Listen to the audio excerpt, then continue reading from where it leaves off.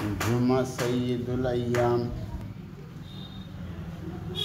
جمعے کو اللہ نے ایک شرف بخشا ہے۔ پیر سے لے کر سر تک پورا انسانی ہے، لیکن چہرے کو، سر کو اللہ نے ایک شرف بخشا ہے۔ مہینے تو سب مہینے ہیں، مگر رمضان کو شرف بخشا ہے۔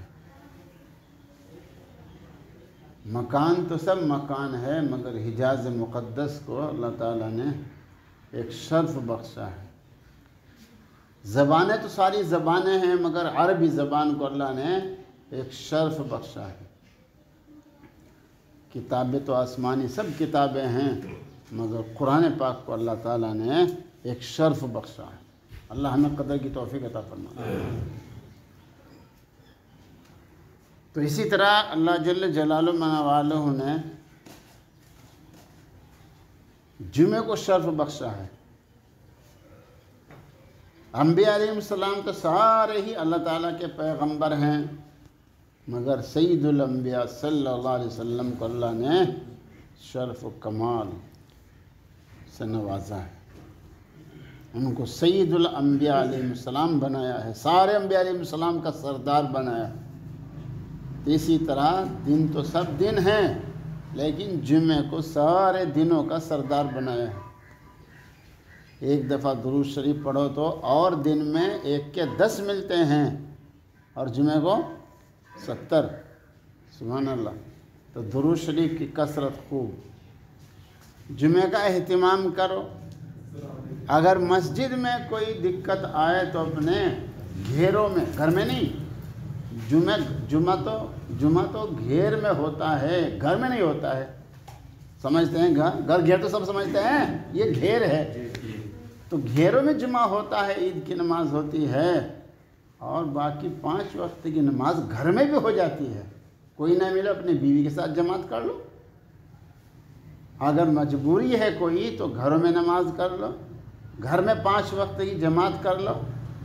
لیکن جمعے کی نماز بیوی کے ساتھ نہیں ہوتی ہے، نہ زنانے مکان میں ہوتی ہے جمعے کی نماز۔ جمعے کی نماز تو ایک عام جگہ میں ہوتی ہے، یہ تو مردانے کھاڑے میں ہی ہوتی ہے۔ تو گھیروں میں اپنا جمعہ پڑھ لو، اگر مسجد میں کوئی دقت آئے۔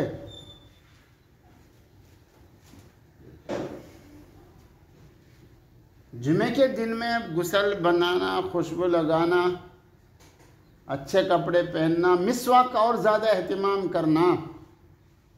مسواک تو روزانہ ہی کرنی، ہر نماز کے وقت کرنی ہے، ہر وضو کے وقت میں کرنی ہے۔ جمعے کے دن میں اور زیادہ اہتمام کرنا ہے۔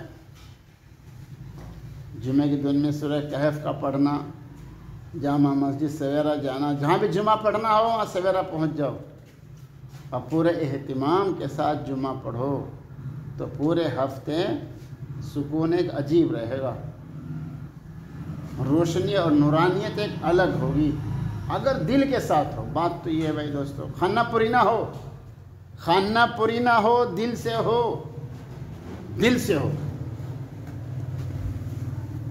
دل سے نماز پڑھی جائے، دل سے جمعہ پڑھا جائے، اس کا مسئلہ ہی الگ ہوتا ہے بھائی دوستو۔ پوری توجہ کے ساتھ سمجھے کہ میں اللہ کے سامنے کھڑا ہوں، اللہ مجھے دیکھ رہے ہیں، ہمتاً متوجہ ہو کر نماز پڑھنا، اللہ کی طرف متوجہ ہو کر نماز پڑھنا، بھائی اس کا مزہ ہی الگ ہے، اس کی قبولیت ہی الگ ہے، اس کی برکت ہی الگ ہے۔ تو پھر ایسا جو جمعہ ہوگا تو اس کا ثواب بھی الگ ہے، اس کی برکات بھی الگ ہے، اس کی نورانیت بھی الگ ہے، اس کا سکون بھی الگ ہے، اور اس کا اثر پورے ہفتے رہے گا انشاءاللہ۔ دوسری بات، آج کل کے جو حالات چل رہے ہیں، اگر مسجدوں سے دور ہو گئے، مدرسوں سے دور ہو گئے، تبلیغ سے دور ہو گئے، تو بزدل بن جائیں گے، بزدل بن جائیں گے مسلمان، بزدل۔ اور بزدل ہونے کی ایک مثال سنو، آج ہی سنیے، ایک امام صاحب آئے، انہوں نے سنایا 10 کلومیٹر میں مسلمان ہیں، کتنے میں؟ 2 پولیس مین آ گئے، سورے دیکھ کر گھر میں بھاگ گئے۔ اب اندازہ لگاؤ 10 کلومیٹر میں کتنے مسلمان ہوں گے؟ اتنا بڑا شہر ہے کہ 10 کلومیٹر میں مسلمان ہی مسلمان، اور 2 پولیس مینوں کو دیکھ کر مسلمان سڑکیں خالی ہو گئی. یہ بزدلی کی باتیں ہیں، سب بزدلی کی باتیں.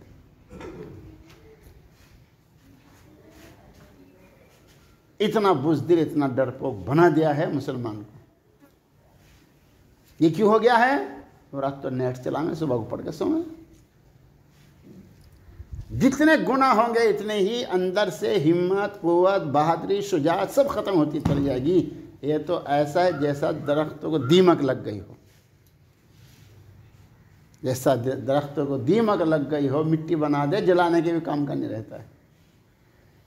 تو جو مسلمان قرآن پاک سے دور، تسبیح سے دور، ماں کی خدمت سے دور، ابا کی خدمت سے دور، جمعے سے دور، جماعت سے دور، تسبیحات سے دور ہوتے جا رہے ہیں، بس ویسے ایسے سمجھو، اور گناہ میں لگ رہے ہیں، بس سمجھو ان کو دیمک لگ گئی. اس لیے روزانہ کی شکایتیں ہیں کہ میرا جوان بیٹا ہے، نہ اپنے کام کا، نہ اپنے بیوی کے کام کا، نہ اپنے ماں کے کام کا، نہ اپنے ابا کے کام کا، نہ اپنے کاروبار کے کام کا، کسی کام کا نہیں. یہ روزانہ کی شکایتیں ہیں. کیوں شکایتیں ہیں؟ یہ گناہوں میں لگ گئے اور نیکیوں سے دور ہو گئے. گناہوں کے گلے سے لگا لیا ہے. بس عشاء کے بعد نیٹ چلنا شروع ہوتا ہے تو فجر کی اذان ہو جاتی ہے. ایک دن میں صبح فجر کی اذان کے بعد گھومنے نکلا باہر، تو وہ فجر کی اذان کے بعد بھی چلائے رہتے، تھکے ہی نہیں. فجر کی اذان کے بعد بھی عشاء کے بعد شام کو شروع ہوا اور صبح کو فجر کی اذان کے بعد بھی چل رہا تھا ان کا نیٹ. تو یہ حال ہے، یہ دیمک ایسی لگ گئی ہے، دیمک، اس نے کسی کام کا نہیں چھوڑا ہے. آج تک کی تاریخ اٹھا کے دیکھ لو، قرآن پاک کی تفسیرات اٹھا کے دیکھ لو، جب بھی مسلمان میں بے دینی آئی ہے اور پھر مصیبت آئی ہے. جب بھی بے دینی آئی ہے تو مصیبت آئی. بے دینی کیسے آتی ہے؟ بس ان مدارس، مساجد، خانقاہ مراکز، تبلیغ جماعتوں کو بند کر دو اور بس بے دینی، جو یہی پاور ہاؤس ہے، انہی سے ہی اسلام آبادی کے اندر روشنی پہنچتی ہے، بجلی پہنچتی ہے، وہی بند ہو گئے ہیں. اور مسلمانوں کے نمٹانے کی شکل ہی ایک ہے، بس کیا؟ ان کو بے دین بنا دو. اب تو کچھ سمجھ میں آ گیا ہوگا کہ تو کیا کرنا ہے. یہ بے دینی اختیار مت کرو. اگر مسجد میں نمازی کو نماز نہیں پڑھنے دے رہے، اپنے گھروں کو مسجد بنا دو. مدرسے میں نہیں پڑھنے دے رہے بچے تو اپنے گھروں کو مدرسہ بنا دو. اگر مسجد میں تبلیغ نہیں کرنے دے رہے، مرکز میں تبلیغ نہیں کرنے دے رہے، اپنے گھر کو مرکز بنا دو. موسیٰ علیہ السلام کے زمانے میں بھی فرعون نے پابندی لگائی تھی. اللہ پاک نے فرمایا تو اپنے گھروں کو مسجد بنا دو. مگر ہمارے گھروں میں تو کیا ہیں؟ سیٹنگ روم اور بیٹنگ روم اور پتہ نہیں کیا کیا روم ہے، مگر مسجد روم اور نماز روم ہمارے گھروں میں نہیں رہے. تو بھائی اللہ کی طرف متوجہ ہو جاؤ. ان فتنوں کا علاج ہے توجہ اللہ، اللہ تعالی متوجہ ہونا، پورے دھیان کے ساتھ، پوری توجہ کے ساتھ، اپنے آپ کو بھی، اپنے بچوں کو بھی. کیا ترتیب ہے؟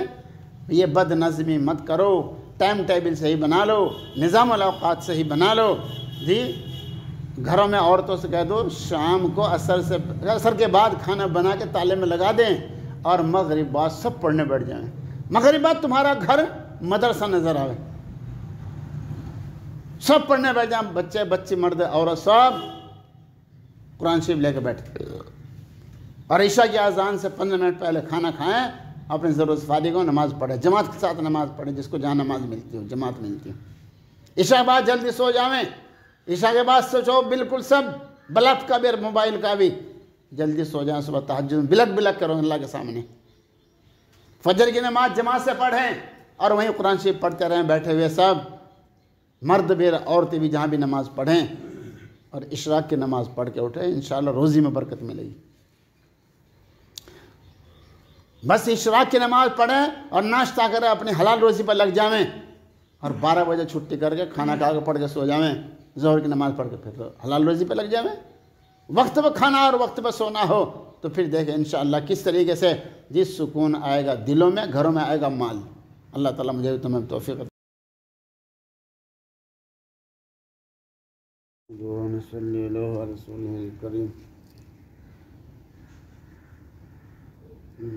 فقال النبي صلى الله عليه وسلم اللهم إني أعوذ بك من الجبن كما قال رسول الله صلی اللہ علیہ وسلم. یہ ایک دعا ہے جس کی تعلیم فرمائی ہے رسول اللہ صلی اللہ علیہ وسلم نے اپنی امت کو. مجھے اور آپ کو تعلیم دینے کے لیے یہ دعا مانگی. اللہم انی اعوذ بک من الجبن، اے اللہ میں آپ کی پناہ چاہتا ہوں بزدلی سے، کم ہمتی. بزدلی، جب بزدلی آ جاتی ہے پھر ناکامی آتی ہے. تم نے کتنی مرتبہ قصے سنے ہیں صحابہ کرام رضوان اللہ تعالی علیہم اجمعین کے. لاکھوں کا مقابلہ ہزاروں نے کر دیا. سامنے مقابلے میں لاکھوں ہیں اور مسلمان ہزار کی تعداد میں. یہ مسلمانوں کے اندر بہادری اور شجاعت اور بزدلی کا نہ ہونا. اور جب بزدلی آ جاتی ہے بڑے بڑے مجمع بھی میدان چھوڑ کے بھاگ جاتے ہیں.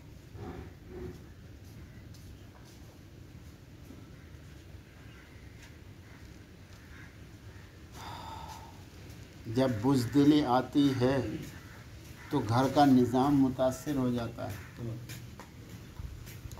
جب بزدلی آتی ہے تو نوجوان ہٹا کٹا یوں کہتا ہے کیا کروں، ماں کو سنبھالو، ابا کو سنبھالو، بیوی کو سنبھالو، کھیت کو سنبھالو، دکان کو سنبھالو، مسجد کو سنبھالو، مدرسے کو سنبھالو، خانقاہ کو سنبھالو، مرکز کو سنبھالو، کیا کروں میں.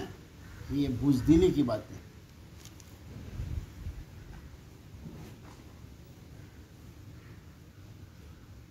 صحابہ کرام رضوان اللہ تعالی علیہم اجمعین ہمیں جیسے انسان تھے.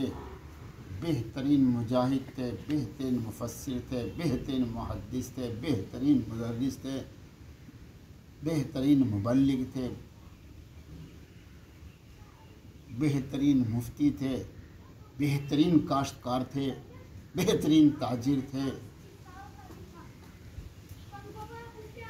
سارے کام کر رہے تھے، بس گناہ نہیں کرتے تھے. جن گناہوں کی بنا پر بزدلی آتی ہے ان گناہوں میں نہیں لگتے تھے.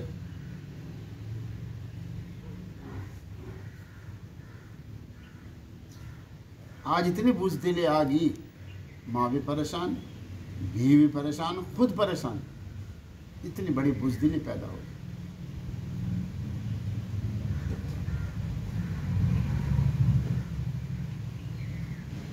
باہر کی حکومت تو کیا سنبھالے گا، گھر کی حکومت نہیں سنبھال رہی